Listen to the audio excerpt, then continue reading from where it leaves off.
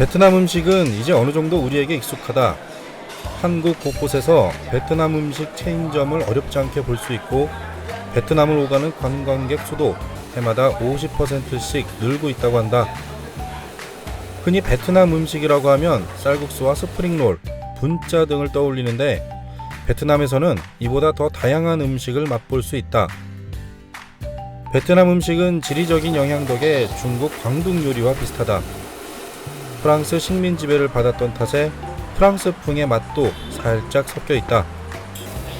고수와 라임으로 맛에 자극을 더하고 고기보단 해물 요리가 많다. 최근엔 급증하는 여행객 덕에 외지인을 주요 타깃으로 한 고급스러운 레스토랑도 많이 생겨난다고 한다. 흔히 베트남 요리를 서민들이 주로 먹는 쌀국수 정도라고 생각했는데, 현지에서 좀 더 고급스러운 베트남의 맛과 만나고 왔다. 한국인들이 베트남에서 가장 많이 찾는다는 곳 다낭에 왔다. 이곳에서 외국인 관광객들 사이에서 맛집으로 소문난 레스토랑 엔곤 빌라를 찾았다.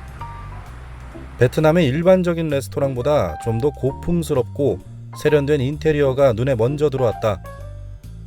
아직 점심시간 전이라 직원들은 손님 맞이 준비에 한창이었다. 허락을 구하고 주방을 잠시 들여다봤다.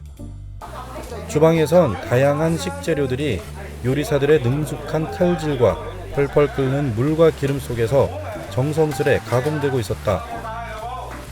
다낭은 바다와 맞닿아 있어 인근에서 잡히는 해산물을 풍부하게 공급받는다. 그래서인지 주방엔 식재료로 쓰일 조개와 굴 등 다양한 해산물들이 가득하다. 수프와 국수 등의 베이스로 쓰일 육수의 재료로는 어떤 것들이 쓰일까 궁금해지기 시작했다. 주방장이 토마토의 껍질을 칼로 벗겨내더니 순식간에 꽃 한 송이를 만들어 접시에 놓아준다.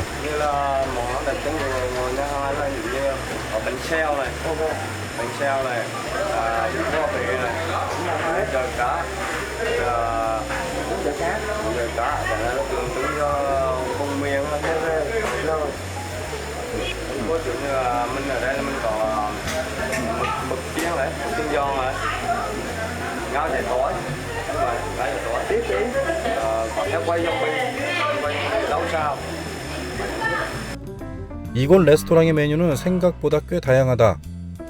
베트남에서 와인을 마시게 될 줄은 생각지도 못했다. 매니저의 추천대로 쌀국 맥주 대신 시원하게 냉장된 화이트 와인을 한 모금 들이켜니 순식간에 갈증이 가셨다. 에피타이저로 걸쭉한 게살 수프를 시켜 먹었는데 그 맛이 한국의 중국집에서 먹던 맛과 비슷했다. 메인 요리로 칠리 소스에 달콤하게 버무리고 튀긴 게 요리가 나왔다. 베트남에서도 게는 고급 요리에 속한다. 게의 속살이 새콤달콤한 소스와 어울려 입맛을 달구었다. 게 요리를 시키면 이렇게 손을 씻는 물그릇을 함께 준다. 이어서 청경채와 돼지고기를 간장에 볶은 요리가 나왔다. 쫄깃한 고기의 식감이 청경채의 향과 소스의 달짝지근한 맛과 잘 어우러졌다. 베트남의 대표적인 수프인 까인쭈어도 맛보았다. 채소와 생선, 과일을 넣고 끓인 맑은 국인데 과일을 넣고 끓여서 새콤달콤한 맛이 특징이다. 소갈비찜은 가히 밥도둑이다. 매콤한 소스와 연한 육질이 입안에서 밥과 함께 금방 없어진다. 이렇게 밥 공기에 다양한 건더기와 소스를 넣어 비벼 먹기도 한다. 식사 후 베트남의 전통 디저트인 째로 입가심을 했다.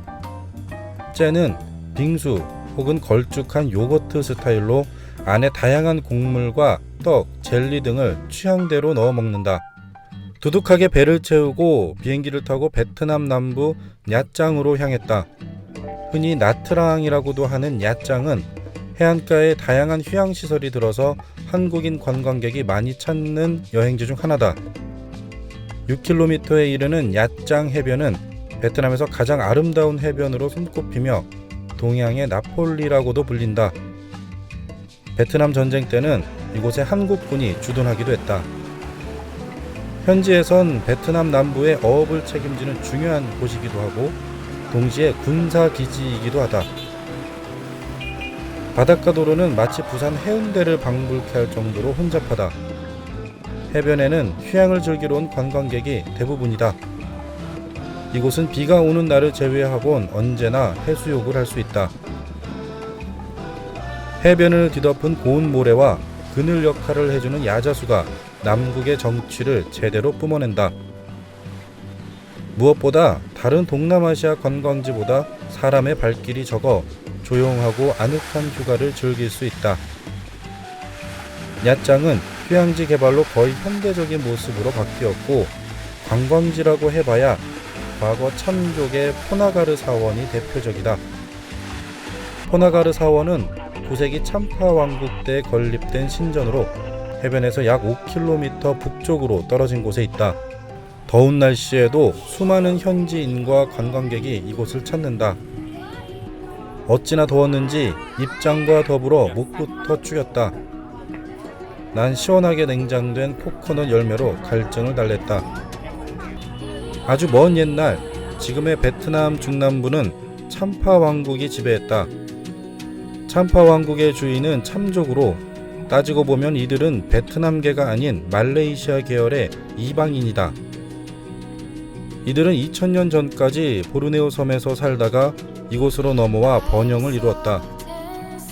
참파 왕국은 무려 192년부터 1832년까지 번성했으며 1600년 넘게 베트남과는 앙숙을 이루었다. 포나가르 사원은 현존하는 참파 왕국의 유적 중 가장 오래됐다. 당시의 건축과 미술 스타일을 고스란히 담고 있어 매우 귀중한 사적으로 보호받고 있다. 그래서인지 너도 나도 유적을 배경으로 인생샷을 남기고픈 관광객의 사진 산매경 또한 볼거리다. 오픈 스튜디오인 이곳에선 누구나 모델이 된다. 사원 안에는 흙벽돌을 쌓아 올린 탑 3개가 우뚝 솟아 있는데 가장 높은 건 높이가 25m에 이른다. 포나가르란 10개의 팔을 가진 여신을 뜻하는데 탑 안에는 여신상과 제단이 마련되어 있다.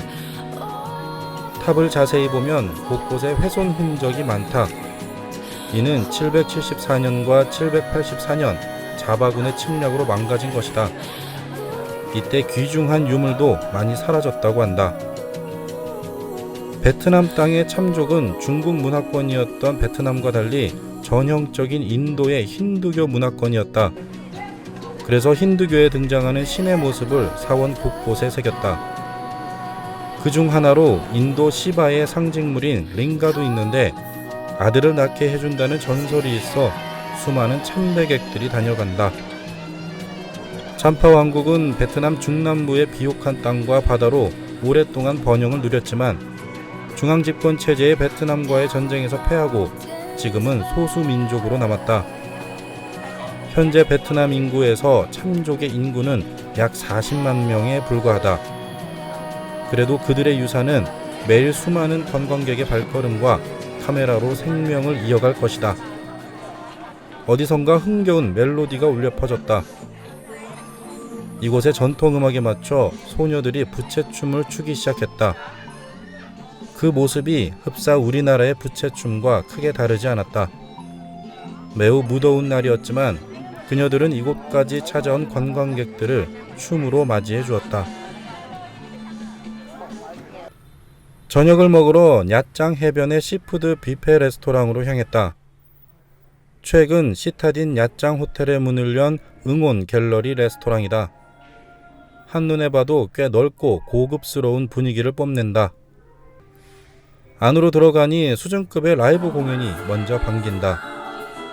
공연은 오후 7시부터 9시까지 2시간 동안 열리는데 한류 열풍으로 가끔 한국 가요도 부른다고 한다. 그런데 이곳의 음식값이 만만치 않다. 1인당 125만 동, 그러니까 한화로 약 6만 5천 원인데 지난해 베트남 최저임금이 월 약 400만 동인 걸 고려하면 음식값이 꽤 비싼 편이다. 여기에 50만 동을 추가하면 와인과 맥주, 소주 등의 술을 무제한으로 즐길 수 있다고 한다.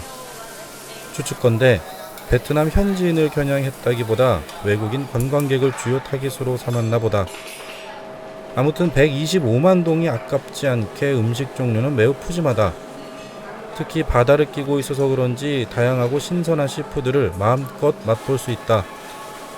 그 중에서도 단연 압권은 이 랍스터다.